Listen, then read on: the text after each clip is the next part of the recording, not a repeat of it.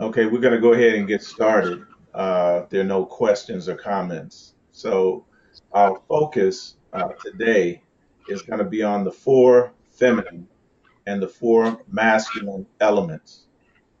And for the sake of individuals that weren't here, we're going to do a brief review of these things.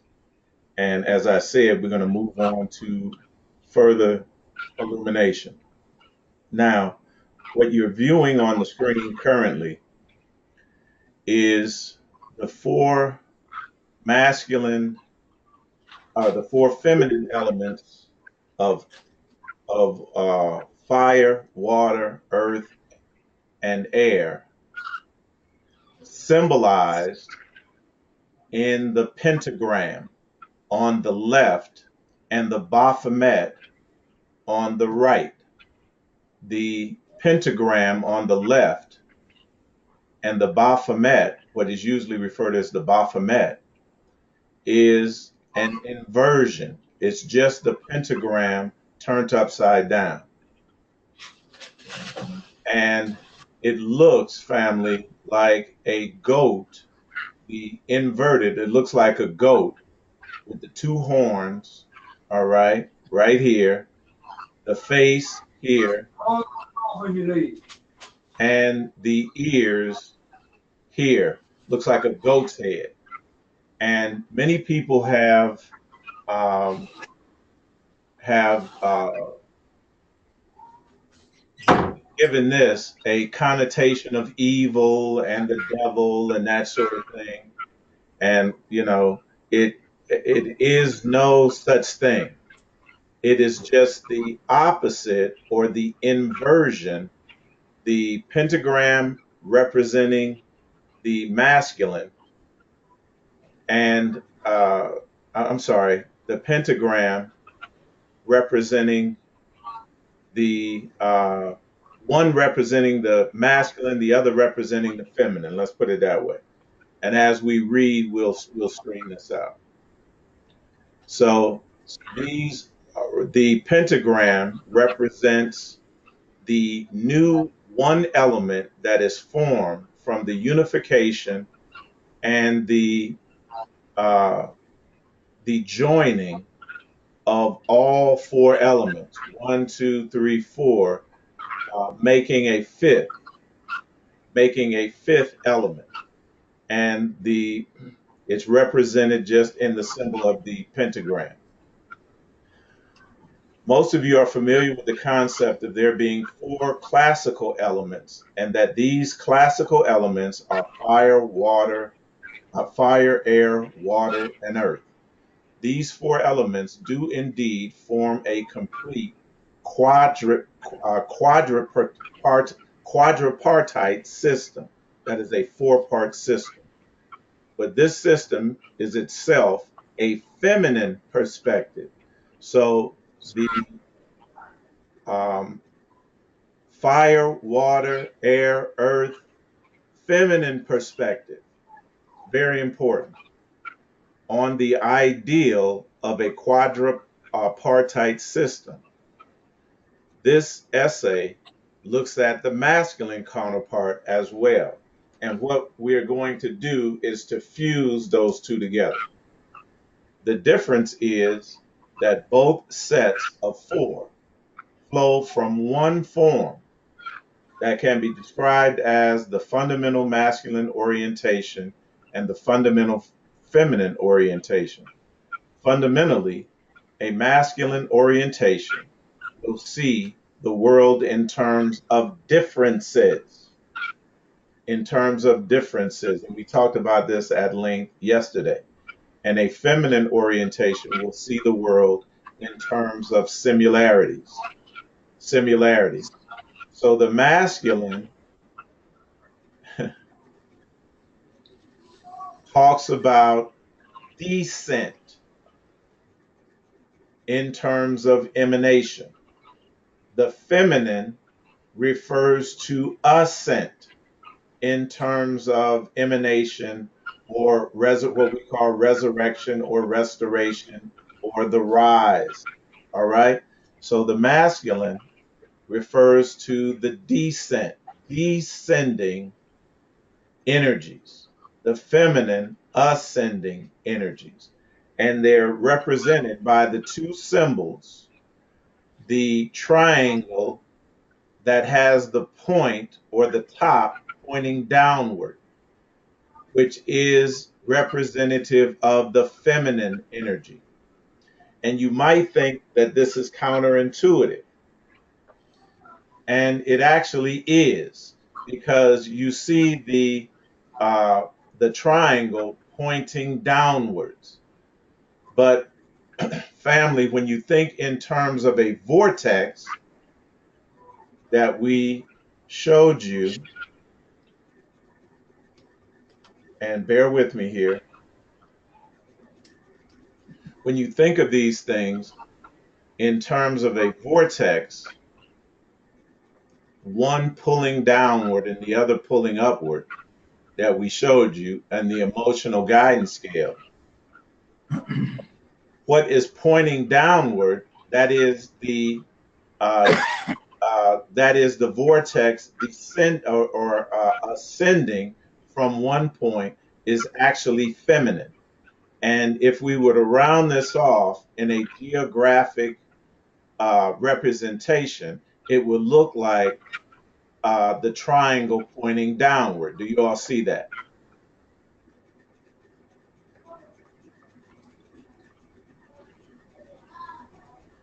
Do we see that? Yes, sir. Okay. It looks like a triangle pointing downward. And then if you were to flip that over, remember we said that the masculine principle, which is the triangle with the point going upward, represents the descent.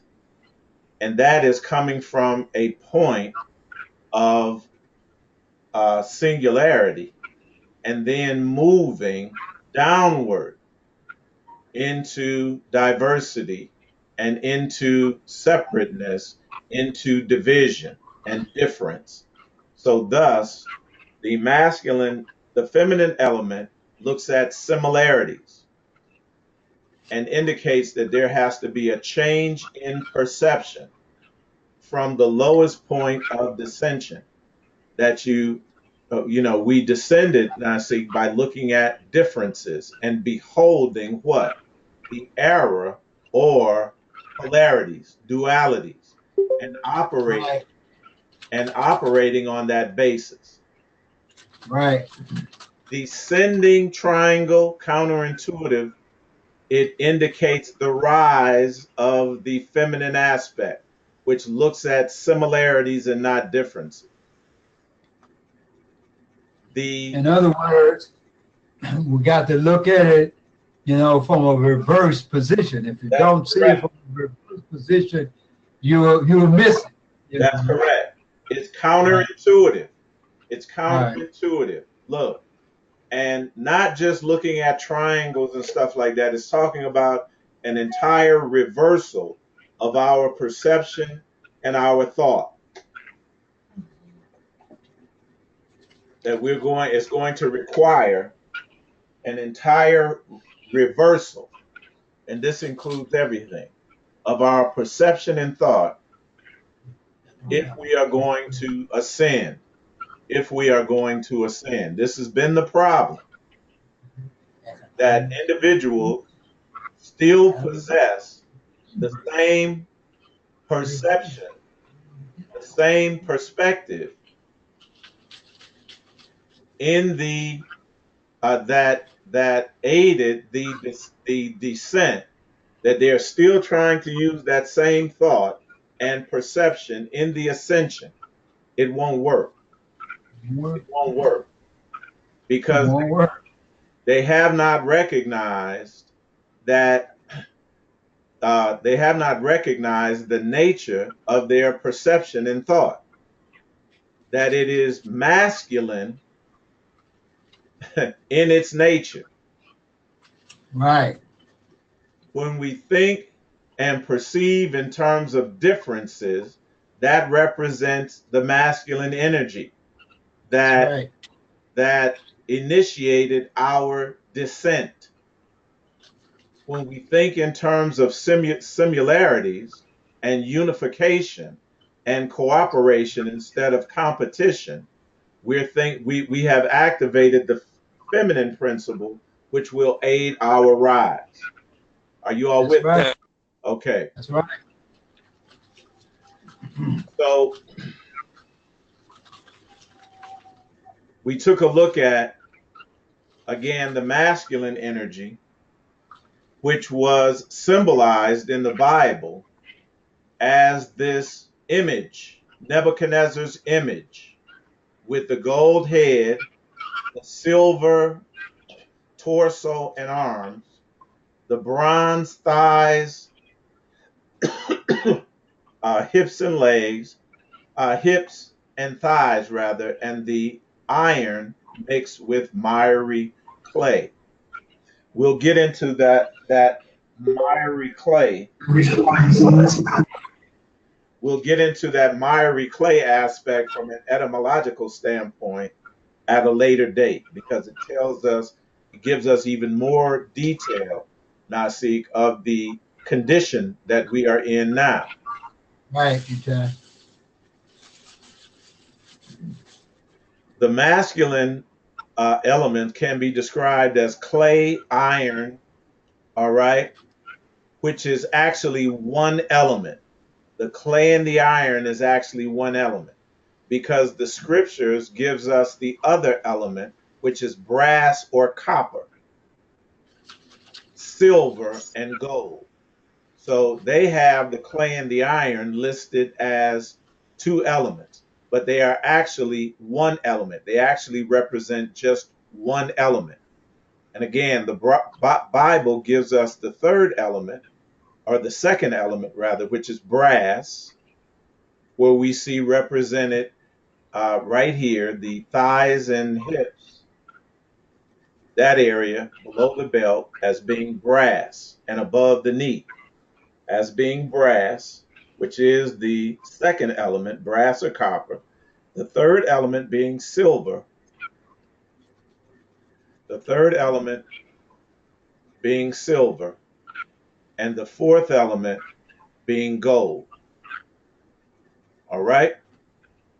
These are masculine elements because they refer to an explicit hierarchy in which the latter three elements are a result of refinement or corruption process performed on the element previous. The reason I say that it was a corruption instead of a refinement, we're going to see, family, that the aberrant man who was custodian of this information looks at things from a bottom up perspective.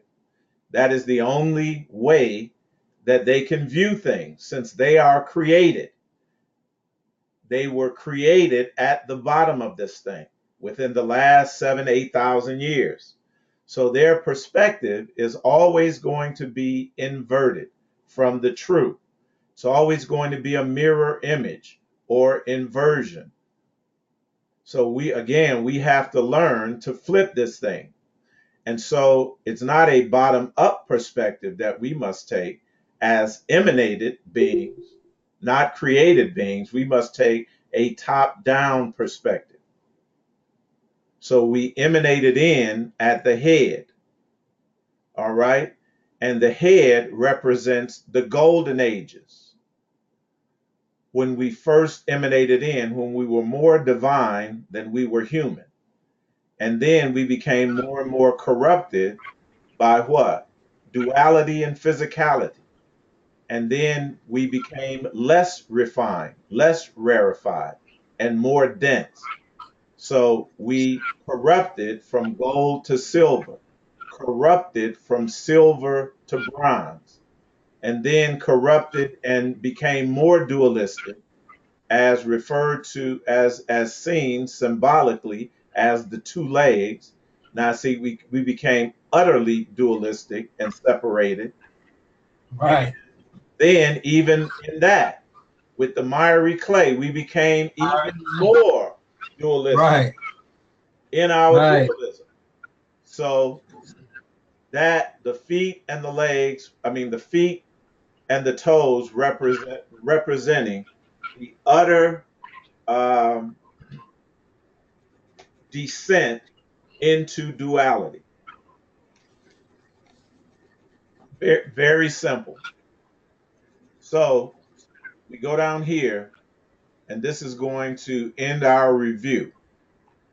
Thus, we can see the four masculine elements relate to a kind of alchemy. And we'll pause there because we did say that all along that this was an alchemical process of decomposition, of decomposition. The reverse alchemy will be a reintegration or a recomposition or a resurrection from a totally decomposed state.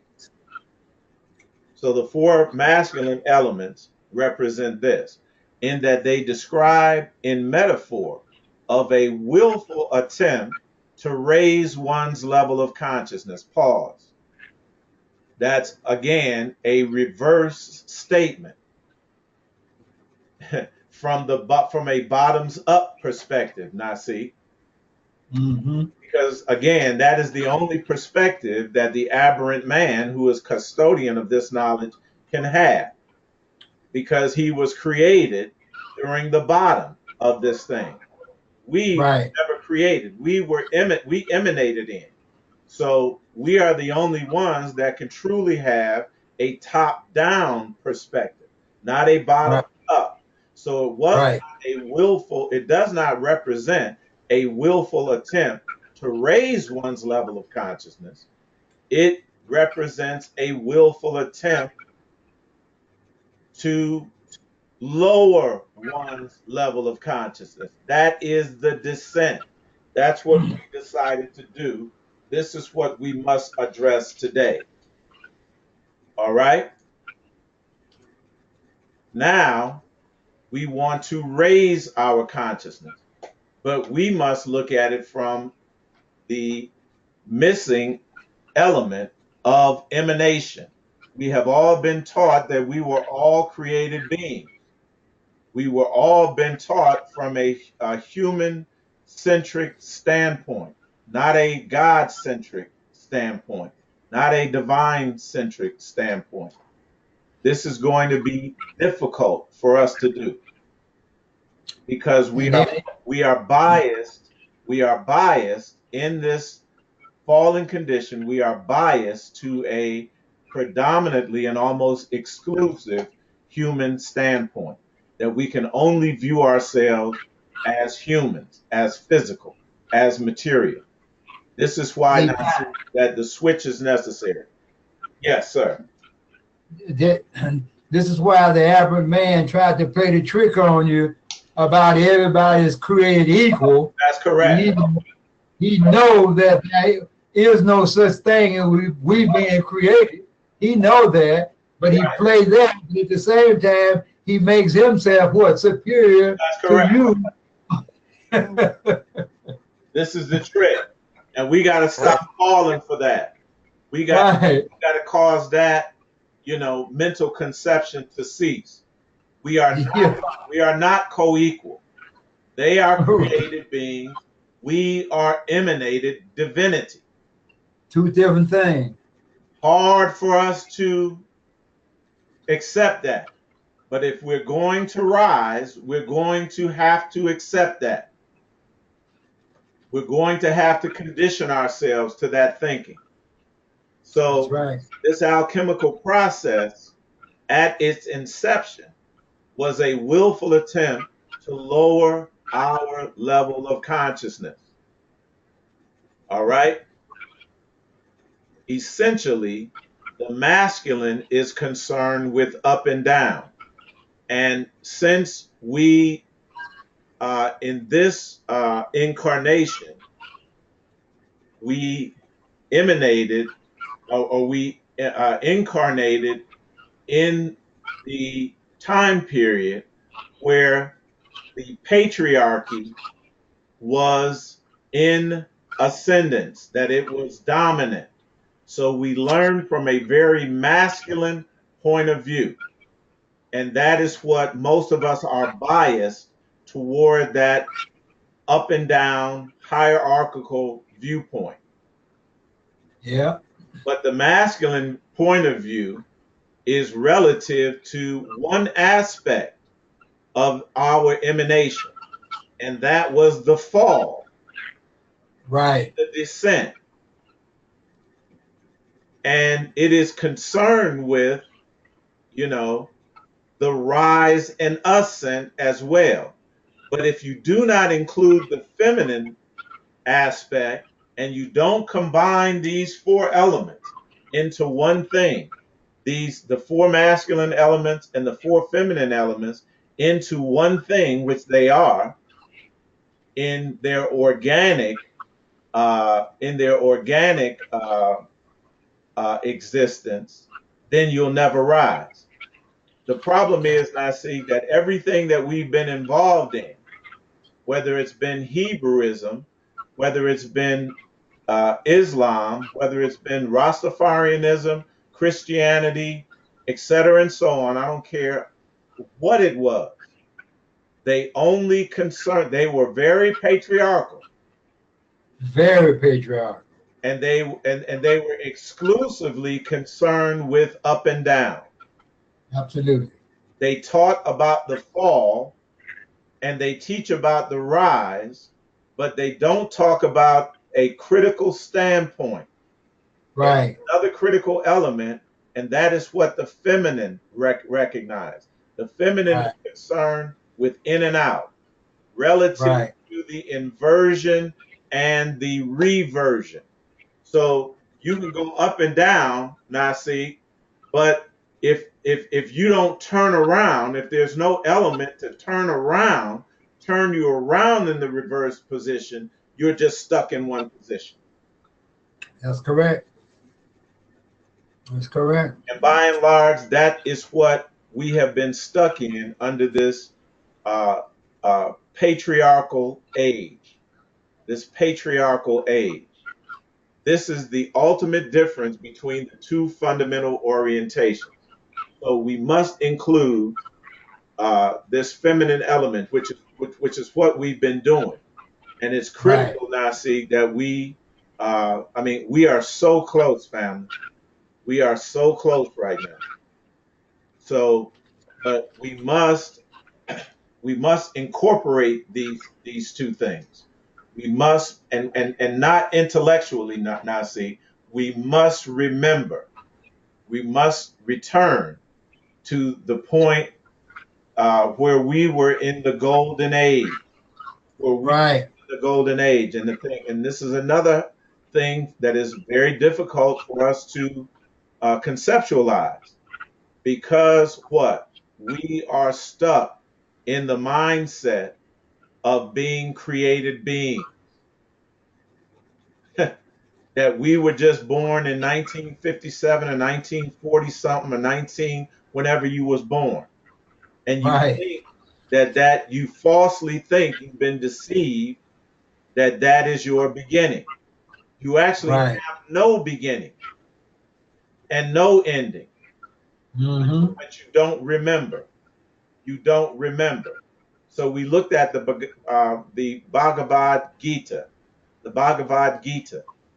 chapter 4, verses 5 through 8. Listen very carefully, family, because this is Krishna or Christ or your divine self, your God man, your God self, your higher consciousness, your divinity speaking to you in this allegory. Hard for us uh, to understand that we can remember something that we didn't learn. I see that we think we didn't learn. Eitai, they call it intuition. That's correct. And I'm going to really focus in on this because this is necessary, and we have to really understand that everything that we need to know, we've already learned. I'm going to say that again. Everything that we need to know, we have already learned. And we just have to remember. And I'm going to show you exactly how we learn this. But from a human standpoint, it's going to be difficult for you all to remember. And your humanity is going to constantly get in your way until you decide to make the transition, to fully cut ties with your human self, meaning human thought and human perception. I keep mentioning these things because it is of the uttermost importance. We must stop.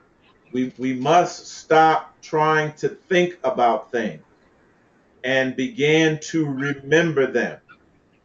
That is where you're going to connect with truth. Krishna, or the Christ, if you're taking notes, write this down. It refers to your divinity that emanated in here and that is reflected in your human physical form. We'll go into more detail soon, but I want you to hear the allegory and hear what your higher consciousness is saying to you. You're going to hear the name of a character called Arjuna. Arjuna. And Arjuna is you. Arjuna is you, the physical you, the ego you. All right? It is all of us. And Krishna in this exchange is our higher consciousness, our divine self, speaking to its physical counterpart. Quote, you and I have passed through many births. See, we think that must be an article of belief. Well, I don't believe that. Well, if you don't believe that, you might as well forget about resurrecting. Right. Because that means that you are a created being and you're not going to resurrect. The only people that resurrect are the individuals that have emanated through many lifetimes. Yep. Incarnate, I should say this, through the emanation process, have incarnated in many lifetimes. That is just a fact. Whether you believe it or not, whether you believe it or not, whether you accept it or not, that is just a fact. You and I have passed through many births, Arjuna. You have forgotten. That's the reason why you don't believe it, or you think that you need to believe it. You've simply forgotten. But I, my divine self, remember them all. My true being is unborn and changeless. Now that is the aspect of Melchizedek in the Old Testament. In the Old Testament, having neither mother or father, beginning or end. That's referring to your divine aspect. Yeah. Now, Eitai. Yes, sir. Key point right here, because now we will read that in the scripture and we'll see that as one individual. That's correct. One individual, and that could be Jesus or the Messiah. Right. But it's nobody else, Nobody else have had this experience. So now they try to cause someone to understand or believe they emanated into this here, no beginning and no end, and then try to make them see that they are connected to the universe, which had no beginning and had no end. Impossible. Impossible. Now, see, now you know why Many are called, but few are chosen. That is going Chosen. to be a remnant. Yes. It's going to be a remnant of a remnant that does this. Not saying that Yeah. everyone else will be lost, but what I'm telling the people on this call and anyone else that can hear this, you are the divine chosen first fruits. That is to say that you are the ones in every generation, you've done this before, that rise first. You reach the bottom first, and you rise first. You are the he goats and the she goats For the flock. ahead before the flock. That's what Yeah. you do. You are the Marines. You hit the beach first. Each first. Yeah. My true being is like Melchizedek, is unborn and changeless. I am the Lord who dwells in every creature. Through the power of my own Maya, I manifest in finite form. So the finite form is Arjuna. The finite Right. form is you in physical, material form. Mm-hmm. Whenever Dharma, Echad, oneness or wholeness, declines, and the purpose, that is the intent of life, is forgotten, which we all to a certain extent forgot that, I manifest myself on the earth. How? In you. Right. That is that power that was what? Ignited in all of us that made us say, hey, this is something not right. It's something not right. And we began to question things. That is Krishna manifesting on earth within us. Do we get it? Yeah. That is the Christ energy. And family, let me tell you something. It is not masculine. It is feminine. Yeah. Krishna is feminine. Christ is feminine, not masculine. In the patriarchal system, they painted them. They imaged them in the image of man. The Christ energy or Krishna, we'll find out later, is Shekinah, is Kundalini, is represented by the Ion Sophia, is represented by the serpent in the garden.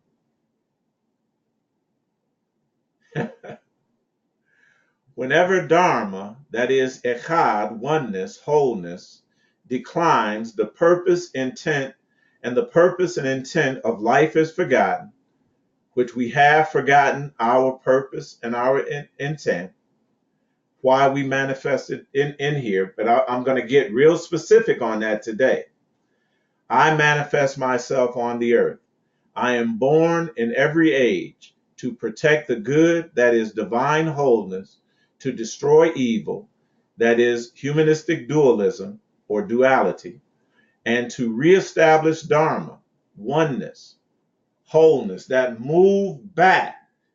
Now see, up, up the hierarchy, that descent back up into divinity.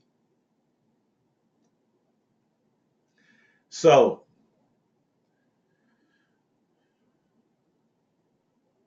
we're going to revisit these elements again that we just explained. And we're going to look at them in terms of this emanation process, the emanation in and the emanation out. All right. This is a quote from Michael Berg, who wrote The Secret and Becoming God.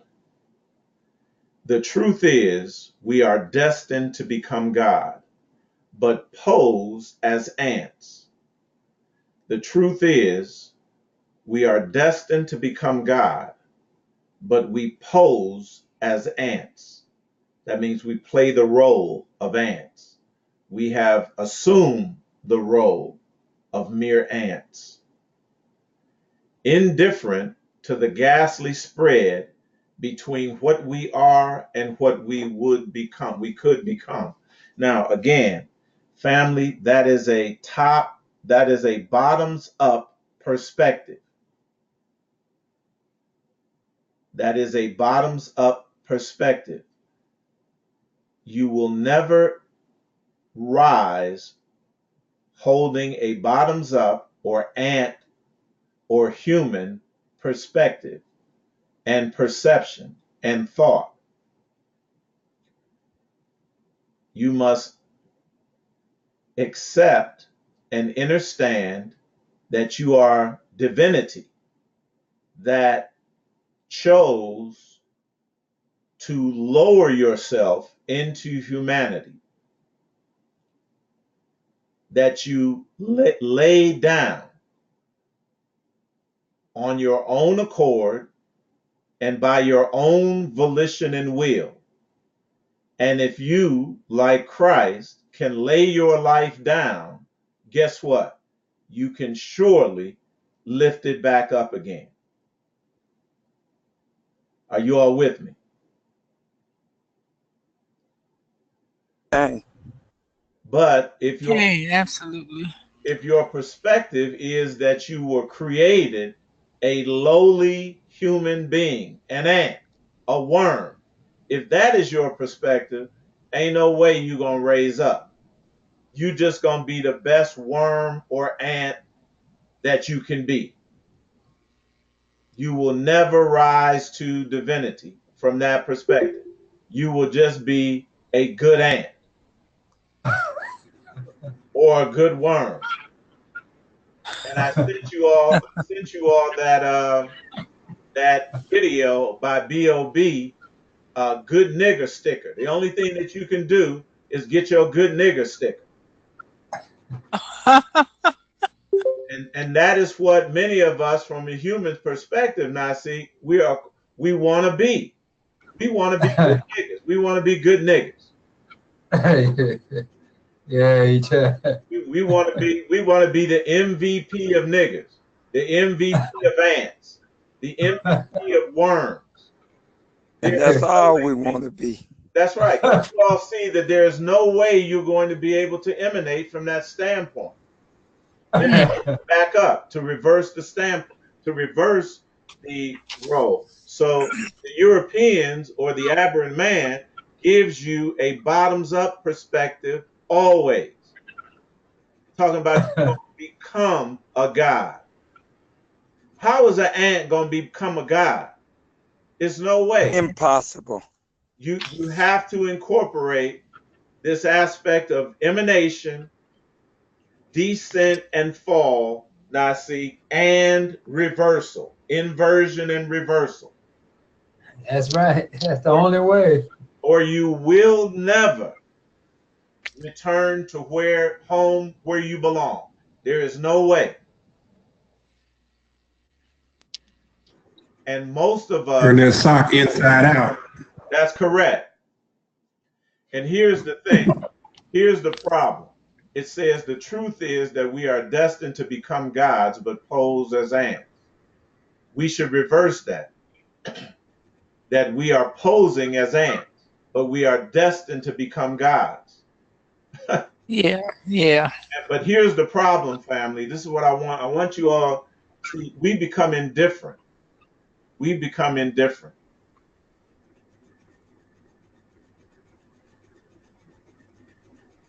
Because we don't understand that we are gods. We don't understand our divine nature. So when I come and talk and say the ancestors said this, most of us are indifferent. Now see, Yeah. and I know why. The main reason is because if you're indifferent to it, you're not in contact with the ancestors. You've never talked to them. That's how you be, right. Okay. That's just like when somebody came to us and said, God said this. See, we're indifferent to that because we've been, now see, as you said, we've been fooled and traumatized so many times. We've been traumatized so many times. And there was no or very little evidence that God spoke to anyone at any time. So you on God duty. And you on TV duty. that's right. So what do? When someone says God, see, first of all, with a dualistic mind, we try to decide whether or not the ancestors of God spoke, whether or not we're going to believe that. And then if we believe it, we then decide whether or not we're going to obey the instructions. Tell me I'm lying. Okay. That's the absolute truth. So we've actually become not indifferent to someone else. We know that we're in dualism, but we become indifferent to our own divine voice. This is why it's difficult now, see? Tell me about it. I had a meeting today to verify it. We become indifferent to our own inner voice. And our humanity gets in the way of us doing anything that falls under the category of divine.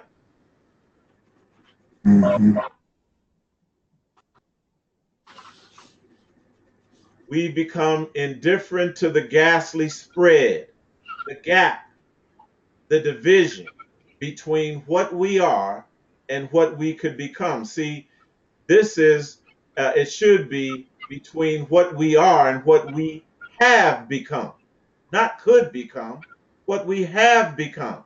We have Right. become what we are is divine. What we have become is human. But we're indifferent, I see, to the difference.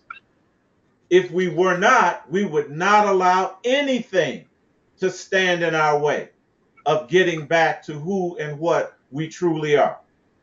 That's correct.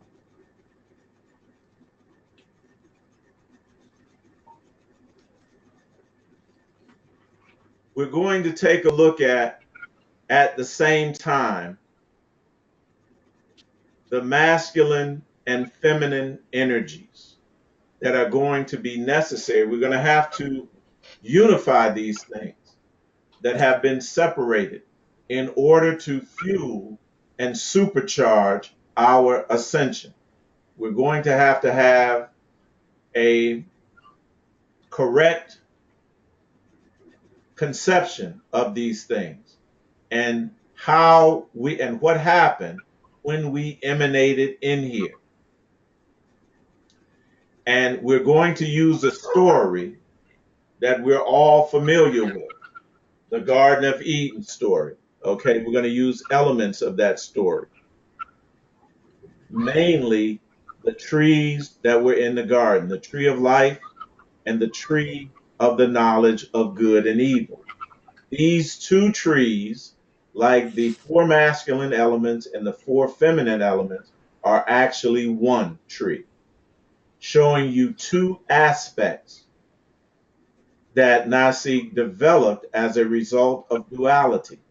But Right. we must begin to view these things holistically. Holistically. So I want to pause here. What Seven Bomar said, what you have Oh, I read, got it. what you have read, this is and absorbed intellectually, and what you have seen will not weigh as heavily as your experience. I want you all to let that meditate because we're going to talk about this, the importance of experience. You emanated down here. You already intellectually understood perfectly duality. You had a perfect conception, a divine conception, but what you didn't have was the experience. Are you all hearing me? Thanks, Joe. See, I can talk to you. I can teach. When I learned boxing, all right, and self-defense, I can teach you all day what it's like to get your bell rung. Everybody that's boxed, everybody that's fought, somebody caught you with something you didn't see. And I can teach you all day. Hey, I saw stars. There was this ringing in my ears.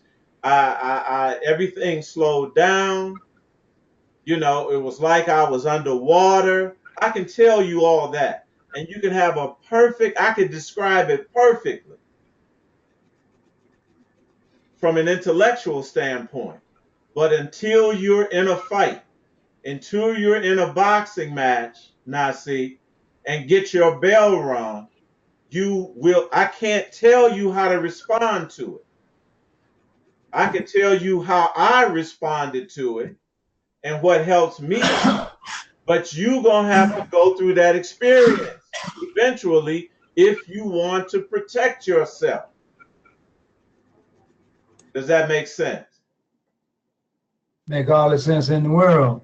Hey, that reminds me of a conversation I had with a women's group recently, and they're asking the young people, what's pregnancy like? I said, everybody's different. Some people have a higher tolerance of pain, the labor that they go through, Right. and they don't want to go. Other people go berserk, almost lose their mind. They have to hurry up and give them something to quiet them down so they can have a happy live birth. So, Natural, not natural. intellectual understanding of something is one thing. Experience is another. Experience, learning by experience, is another.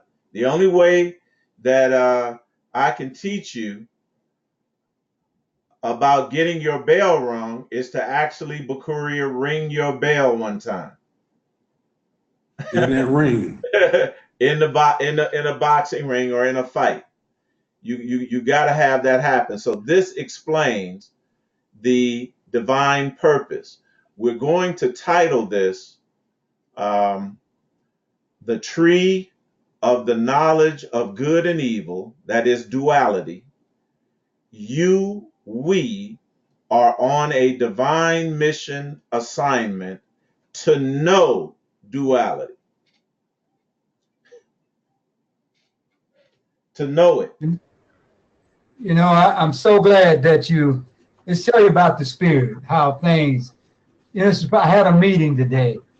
This is so on point in terms of understanding what intellectually somebody thinks they understand. That's right. But really have never experienced it, but going to use their intellectuality to try to intellectually make you believe what they're talking about. That's right. This is unbelievable. Yeah, he come with it. Now, see. Huh?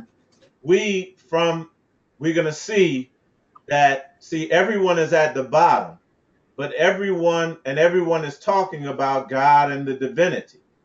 However, they're conceptualizing it, but not everyone is experiencing that in reality. In reality. Right. So the proof, family, we're gonna see that the proof is in what you can manifest. Right. In what you can demonstrate relative to divinity. You can make your mouth say anything. You sound intelligent. You can talk a blue streak about God in us and break down Psalm 82 and get the Hebrew understanding and do. But what you doing? What are you doing, God? What are you doing? That's the part that we don't want to deal with. That's the part we that want to put it all to another time. That's and correct. We just ain't got there yet. So but it's gonna happen. That's correct. So this is the difference between we're gonna have to demonstrate literally in real time, the fact that we are not an ant, the fact that we are not a worm, that we are not just mere humans, and to become right now what it is that we are from an organic standpoint, and that is divine. A core teaching of Kabbalah is the tree of life. Listen, which represents the 10 emanations and aspects of the deity name.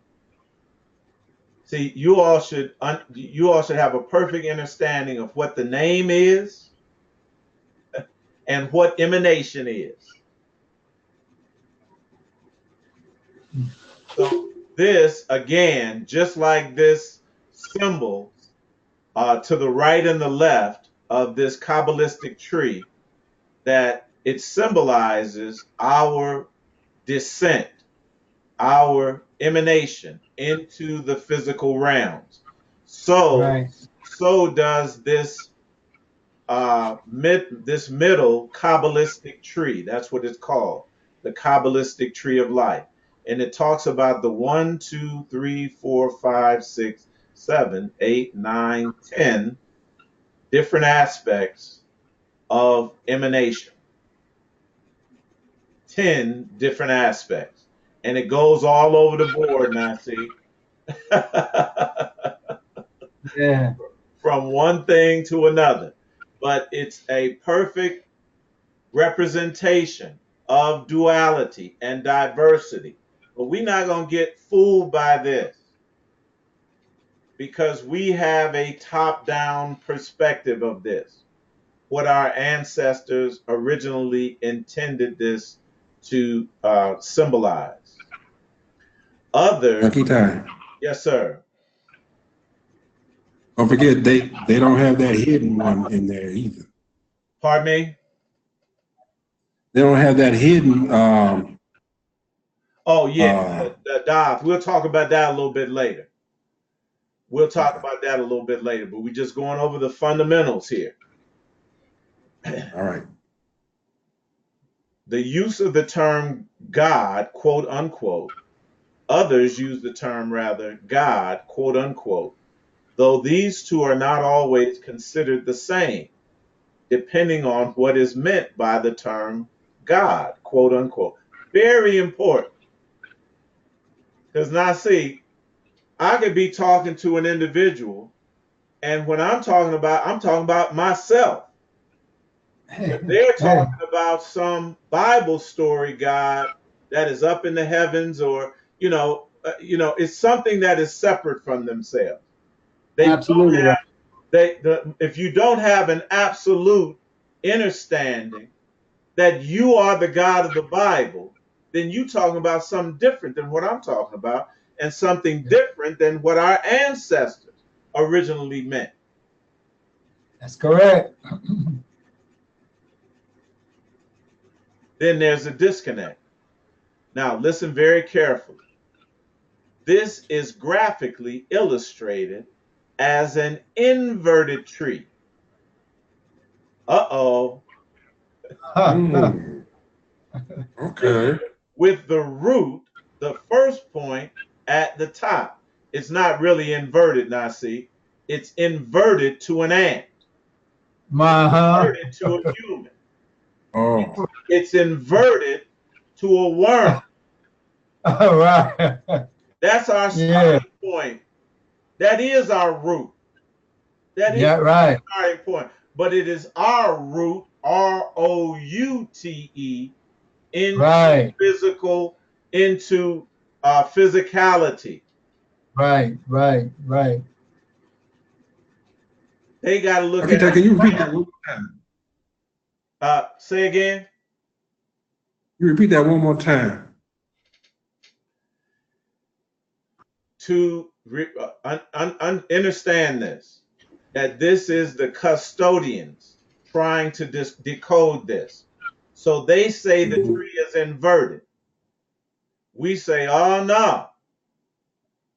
They're saying it's inverted because they're saying that the root is at the top. No, it ain't. Not really. Not to a God, not to a deity, because we knew that we emanated in through the top. They can't claim that. So understand, they have to have a bottoms up approach to everything. So they're Right. teaching this in reverse order. So that they say it's an inverted tree with the root, the first point. We're saying, okay, if you want to use the word root, let's use this word, Route, because this was our route into the physical world. We came from the non-physical in. See, they trying to work their way from the bottom up to become gods. So they got to say that the tree is inverted. No, no, we ain't inverted yet. We inverted on the way down. We inverted on the way down. We're not gonna let you flip this thing around from how our ancestors had it. It says that it's graphically illustrated as an inverted tree with the root, the first point at the top, growing downward into three branches that each have 3 points. So yeah, that's exactly how we came in. I don't know what you talking about inverted. That's exactly how we came in.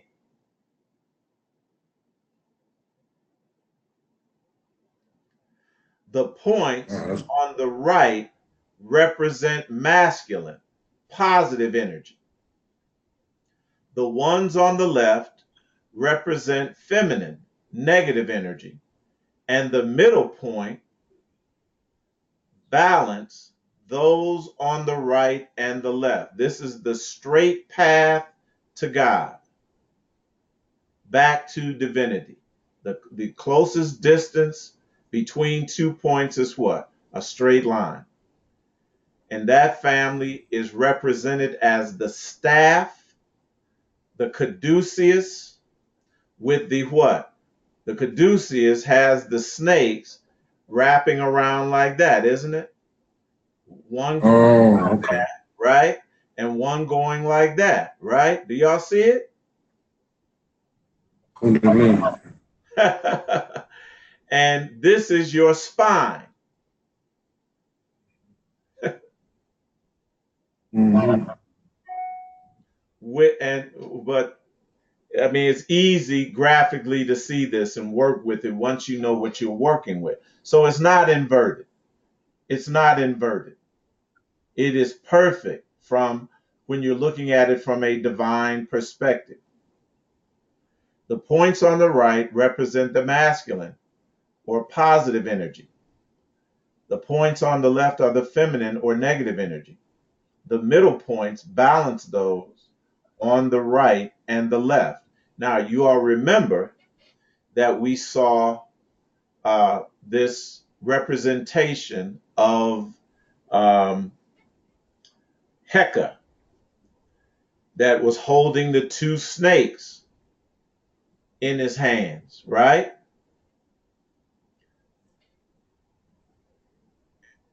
Do you all remember that? Do I need to show you? I remember. Okay. You can show it. The heroic figure in duality holds the 2 serpents or the 2 animals or the 2 enemies outside of his body, arms outward, right? But Heka folds his arms across his chest, uniting the 2 energies into one thing. Like this brother has his arms folded across his chest.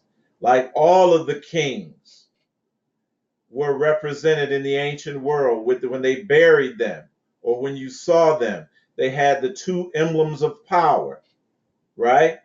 Crossed across their chest, uniting the polarities into one divine energy.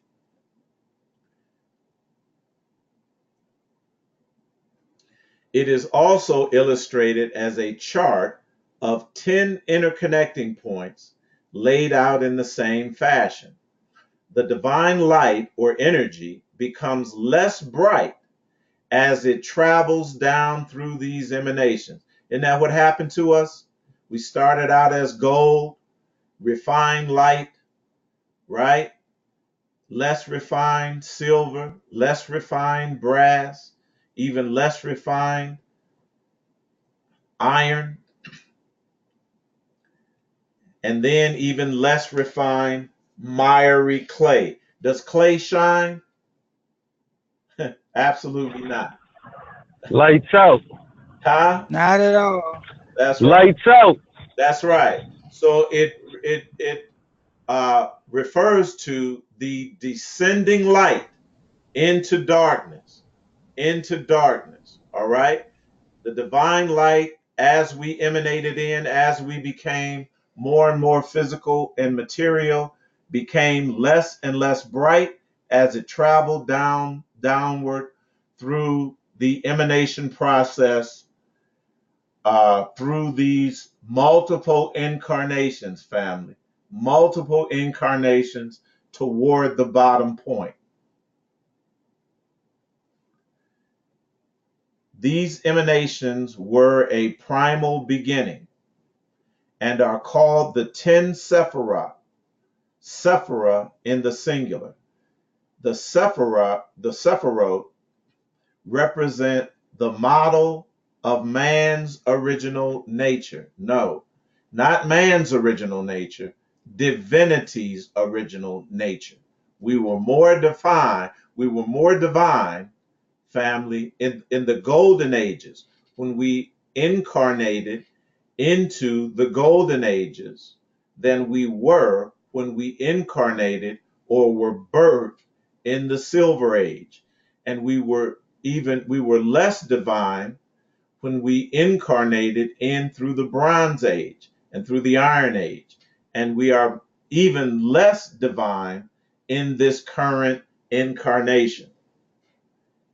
Now, if you do not remember that, it's going to be difficult for me to explain how to reverse this thing to you and for you to emanate back out.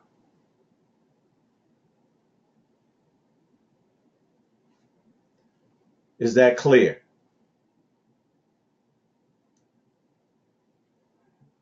From the top down, the first one is Keter, crown, which adorns the head, listen, of Adam,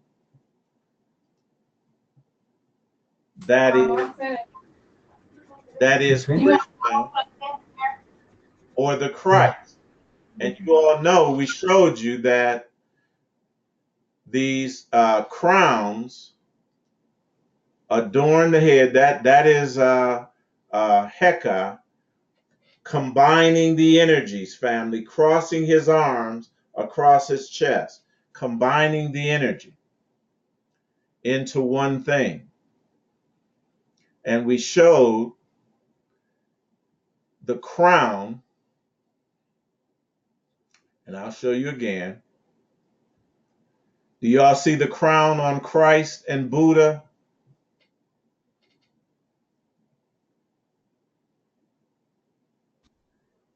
So that okay, yeah, they used to call that in the church a halo, Represented by but the that's the halo. crown.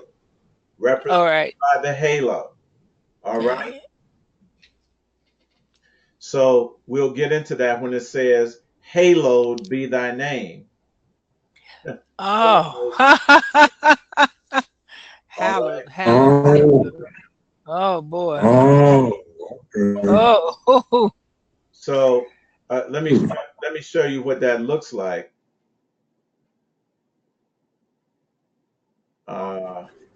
Do you see it? Do you see the halo? Uh, Do you see the halo even above the okay. Mm-hmm. haloed be thy name? Haloed be thy name. And I'll show you something else as well. I think I have it in here. Slika, is there any way we could get like a copy of what you have right there? Well, I've drawn that already in my book, but You like all of it where you have you already have gotten it. You already have gotten already all got of it. these things. We just circling back around to them. All right, Beseda. Everyone has gotten that. So, Okay. yeah, do you see the name? So when it says hallowed be thy name, the halo would be above the yud. Do you understand? Ah, Cain. Yeah, And that's it's the it. same with the crown on the head of the statue. I'm just showing you all of the ways that are and symbols that our ancestors used to communicate these truths to us. It never even crossed my mind. That's why we're reminding you. I'm reminding you. I'm Mm. reminding you. All right. So, yeah, your mind. Minding. So, once we get this, we got to study this, family. Hmm. So it says from the top down, the first one is Kether or Keter. Now remember, Kether, it's that like it's usually it's the Ka and ether. Ether. Also. So they really, I mean, they've just really given us these things where we cannot miss. So the first crown is Keter, which adorns the head of Adam or the Atman or Krishna or Christ, who is representative of the earthly, physical, material image of quote unquote God or divinity.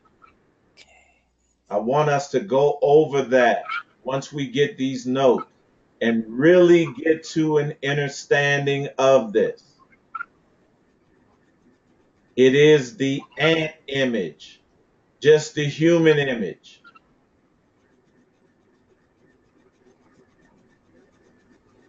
Philip Berg states that at this point of Malkut, and Malkut is right down here, it's the bottom Sephirah.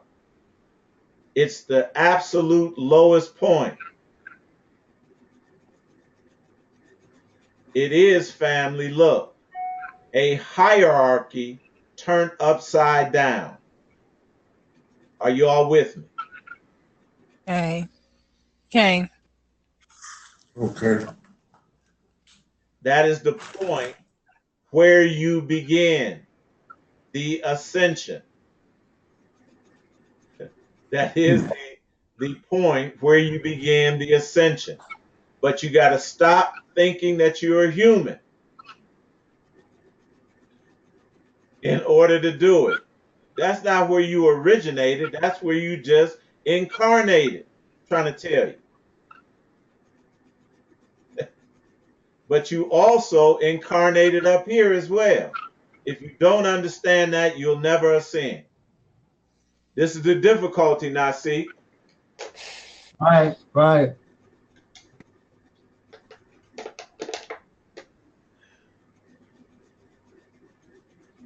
Philip Berg states that at this point of Malkut, which is translated in Hebrew as kingdom, which he spells like that with a ch instead of a uh, instead of this, that the tree of the knowledge of good and evil sinks its roots in a mirror image of the tree of life. I want you all to meditate on that. Because now, see, this is going to explain the inversion. Excellent. The tree, Eitai, can you say that again? I'm going to say it again, and you all will get these notes that the tree of life, the tree of the knowledge of good and evil, sinks its roots in a mirror image of the tree of life. That's what happened. Ooh. You got to meditate on this. You got to meditate on this now. But you all already know this. This is not difficult for you all. Nope. We've laid it out, but I'm just giving you another way to look at this. On the other hand, Matt calls this point Shekinah, the divine feminine. It's where you have to shift from masculine to feminine. You got to hit the reverse gear now so you can turn around. Right. That's all I'm saying. And states that the union of the lower Shekinah with the upper Tiferet is the goal of spiritual life. The union now, or the reincorporation of the divine feminine with the upper Tiferet is the goal of spiritual life. That's why you came here. You came here to get married. Say that, shows. You came here to unite. Absolutely. Yes. What was separated. Therefore, let no man put asunder. Yes. What my divinity has joined together. Absolutely. Woo! Say it, say Absolutely. Absolutely, shows. I hear you. That's the marriage. No Mr. more Rob. separation. No more separation. All right. Mr. Rob, Sleep. Mr. Rob, Can't Abba. be careful now. See, we don't want to get in terms, thinking in terms that has something to do with a physical marriage now. No, I don't. I'm clear, Abba. You just don't know. I'm clear. I am so clear. Hey, you got to hey, now see, you got to marry yourself. Yeah, You know it. Absolutely. Talk to me. Absolutely. I'm emanating. You know what? I don't think it's no coincidence. I don't think it's no coincidence. Marriage is the land is tomorrow, ain't it? Nasi? Come on now. Can't it is. Oh, Can't yeah. it is. It is. But see, I think it was Nasik that anticipated that someone on the line, and no, it was Malkiel. It was Malkiel that anticipated this. Malkiel, here we are. Absolutely, I remember that. I remember that. Now, moving on, and is seen as human marriage bonds. Only seen as human marriage bonds. Which is a lower reflection. Absolutely. Matt Zohar, the breaking of this male-female tie is considered by some to be Adam's sin. The breaking of this male-female tie is considered by some to be Adam's sin. Follow me now. Follow me. Shekinah. Now, Shekinah is the wife of divinity, is the wife of God. All right? That was hidden or veiled or concealed.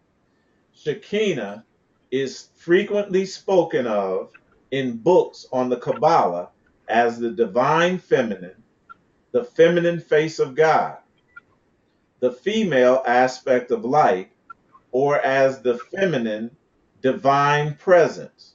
See also Kundalini. Let me ask you all, if this is the spine, where does Kundalini meet you at?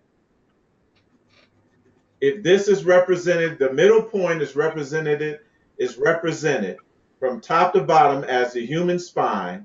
Where is Kundalini resting? At what looks At like the base. At the base. bottom. At the base. But you kings, you future To husbands, bring it to the top. but you have to awaken her with a kiss. Come on, shows. Come on. Make it real. Now, on the way down, the Christ energy was betrayed by a kiss.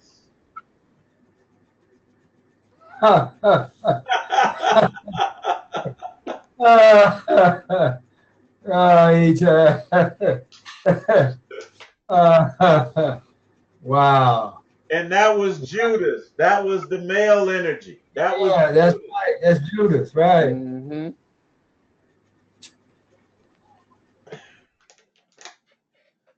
Judas. So this is Sleeping Beauty. You understand all of these allegories and tales where the transformation takes place by a kiss. Sometimes it's the prince that is turned into a frog.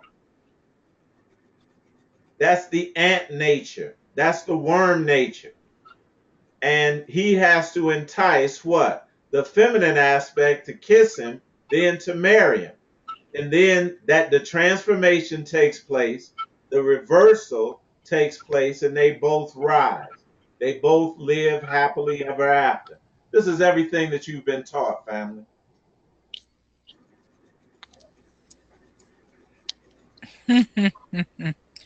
No fairy tale. No, no, no. So this is the reversal. This it's where the male energy, this is where the inversion took place. And the male energy, which is represented as the the triangle with the point at the top, Nasi, flips over into the female energy. All right.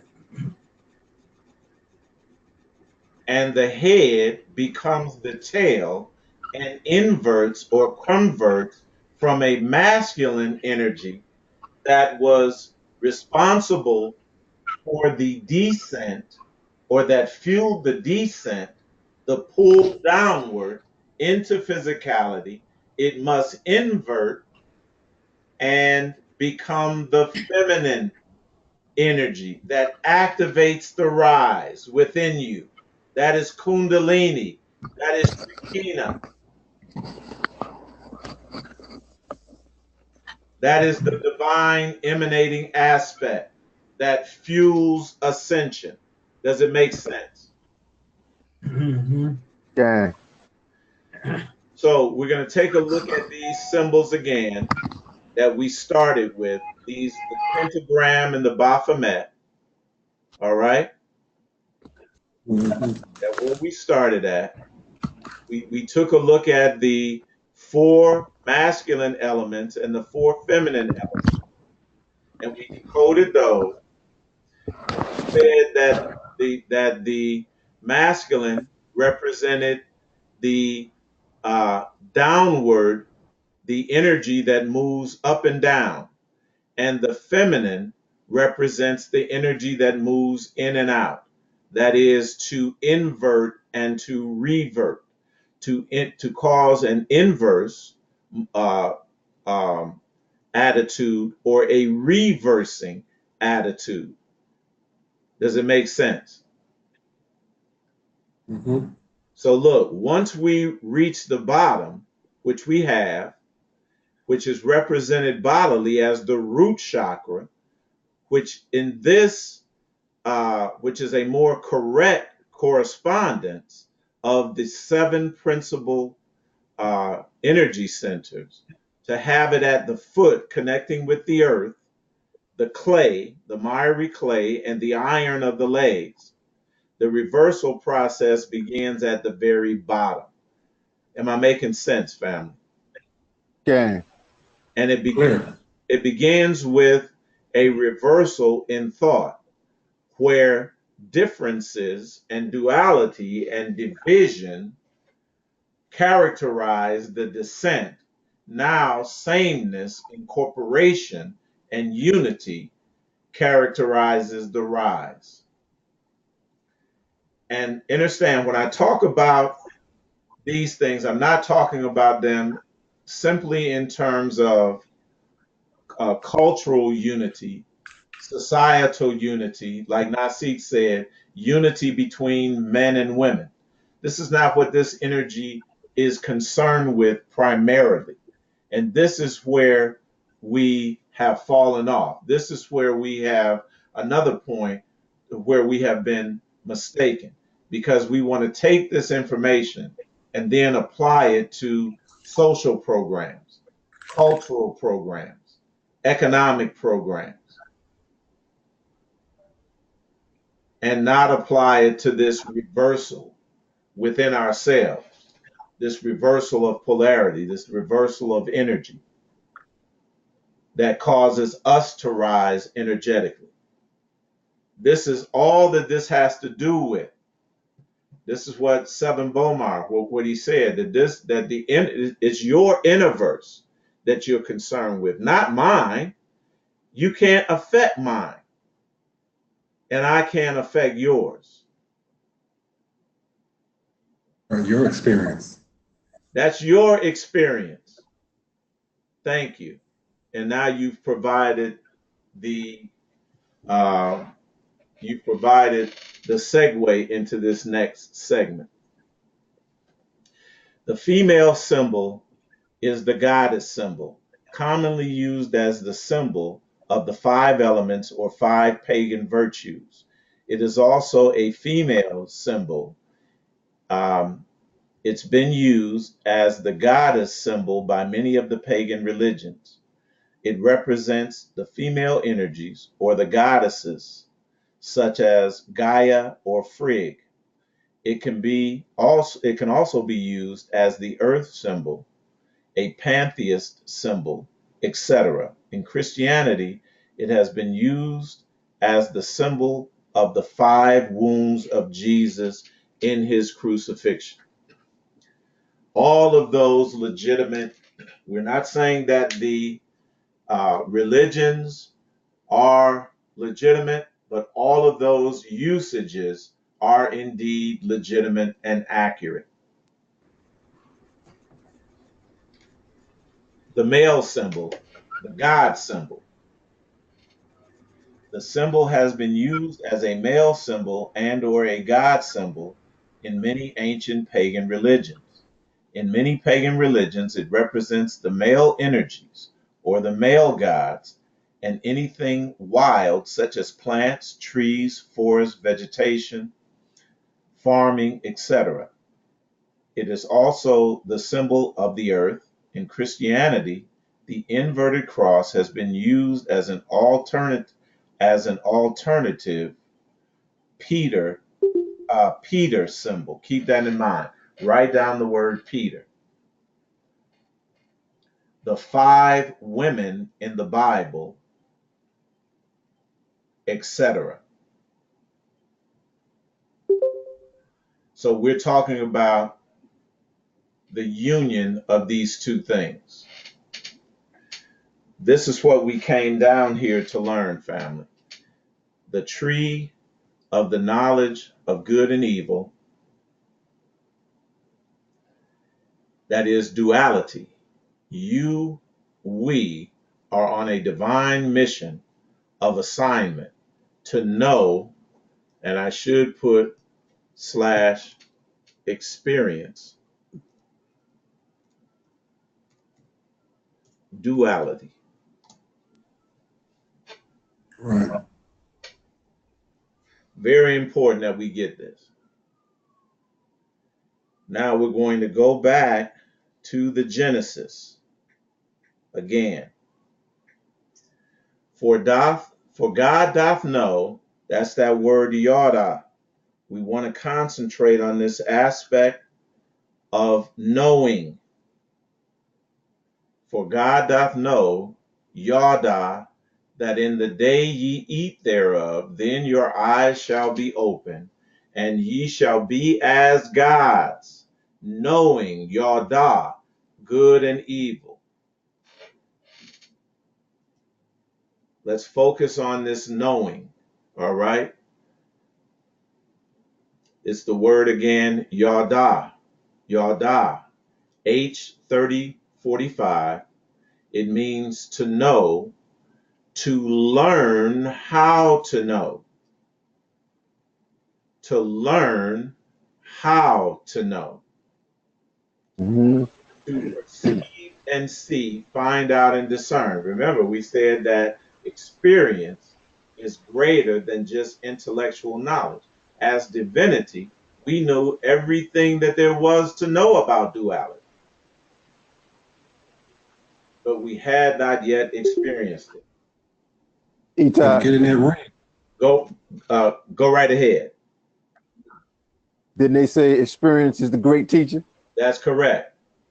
Mm-hmm. We said that.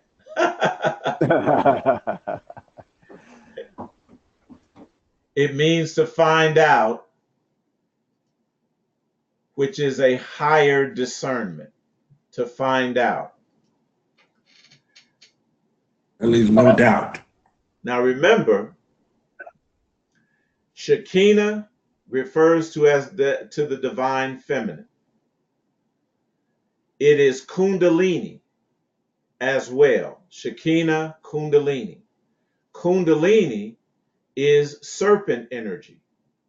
Remember, you start at the base of the spine, it's activated, right? And it starts to move up the spine in a serpentine manner. And it is the caduceus. It is represented by the caduceus, the snake or the two serpents wrapped around the staff. Are you all with me? Okay. So that is symbol of the rise of the Kundalini energy, the unification of the divine masculine and feminine, represented by the two poles or the two paths on the side of the tree.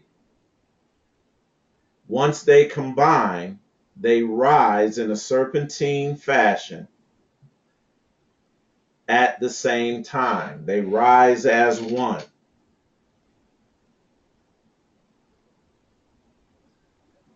So the serpent in the biblical allegorical narrative was described as more subtle than any beast of the field which the Lord God had made. That is the Shekinah or Kundalini energy being described here. And just as the conversation between Krishna and Arjuna was the conversation between our higher selves and our lower selves, so was the conversation between Eve, Kava, the ego representing the human aspect, and the serpent representing the divine aspect in the biblical narrative. The word serpent here, that subtle energy, is the word nachash. Nachash, meaning serpent. When you go to the primitive root of nachash, it is this word, nachash, H5172, which means to learn by experience, to diligently observe. Are you all with me? That's the Okay. assignment that you are on. That is the mission that you are on. It just did not start, family, when you were born. However long ago you were born in this particular incarnation. It started right here when you decided to incarnate first into the physical realm.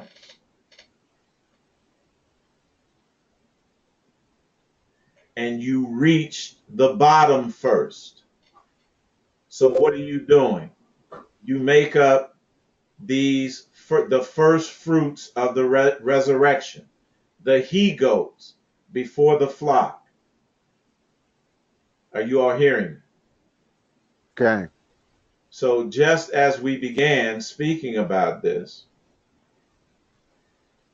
you must incorporate this in your intellectual knowledge system. If not, your rise is going to be difficult.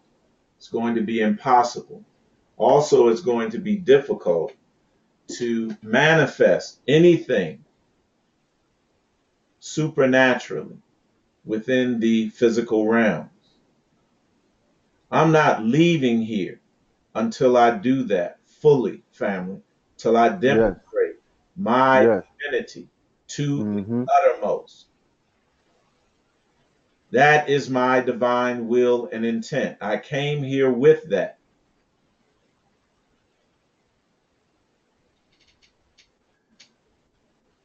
I want to be on the cutting edge of a new golden age. Yes. Likewise. Krishna, your higher self, the Christ aspect to your Jesus, human image. You and I, family, have passed through many births. The problem is that many of us have forgotten. The goal is to remember again.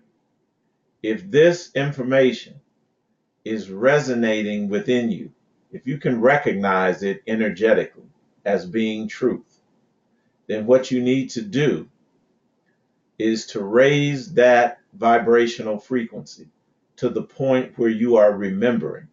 And I won't have to teach you a thing. No one will. Are you hearing me? The true organic nature of your being is that you are actually unborn and changeless. You are incarnating and have incarnated through a progressive emanations in different ages. This is not fairy tale type stuff.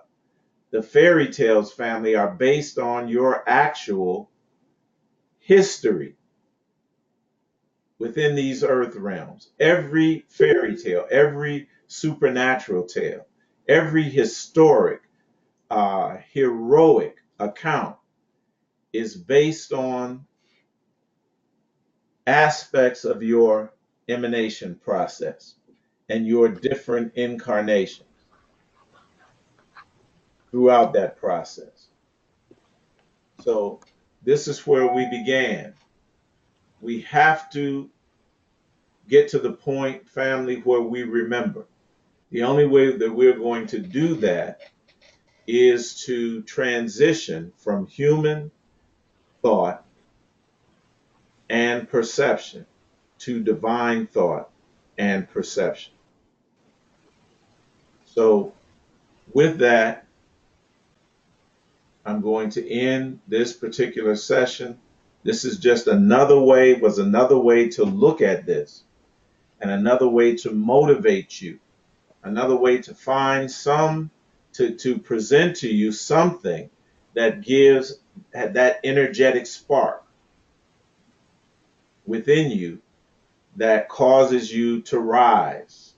We're going to continue to revisit these things and to, take us to higher and higher understandings of this, higher and higher vibrational frequencies, so that we can begin to, uh, to really hit the gas pedal on this, to really hit the accelerator pedal on this, so that we can rise and we can begin to demonstrate our magic from this fallen position. This is going to be the ultimate high for us, and why Mm-hmm. we came in here, why we chose uh, to emanate or to incarnate within this age. We got to remember. We got to remember, and I'm going to keep encouraging you to remember. The next aspect of this, we're going to circle back to and get an understanding and remind ourselves of exactly how this feminine energy, this feminine aspect was subjugated was subjugated and why. And I told you to write down the word Peter. Peter talks about this in 1 Peter 3, uh, 1, and then 5 through 7. 1 Peter 3 and 1, and then 5 through 7. And this is a very familiar scripture verse for religious folks. Likewise, ye wives, be in subjection in subjection to your own husbands.